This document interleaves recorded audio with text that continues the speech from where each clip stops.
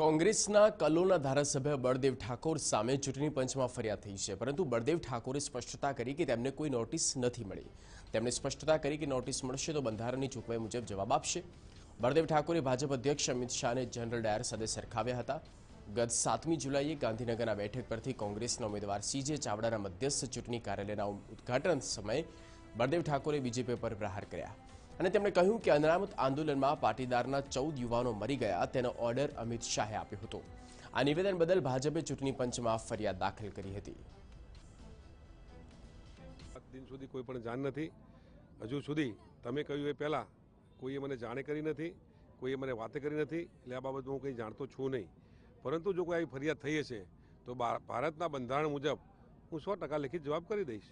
ભાજપ એવો આરોપ લગાવે છે કે 13 તારીખે કલોલની કોઈ સભામાં તમે એમના રાષ્ટ્રીય અધ્યક્ષ અને ગાંધીનગરના ઉમેદવારને જનરલ ડાયર એવો શબ્દ વાપર્યો હતો, એને લઈને લોકોએ ફરિયાદ કરી। લગભગ માનું છું તો આ ગુજરાતમાં લોકો આવી વાત કરતા હોય છે, એમાં કોઈ શંકાને સ્થાન જેવું કંઈ મને લાગતું નથી। આ ગુજરાતના લોકો એમના વિશે શું શું બોલે છે એને તમે એ શબ્દો કાઢો તો લગભગ એનો અંત જ નહીં આવે।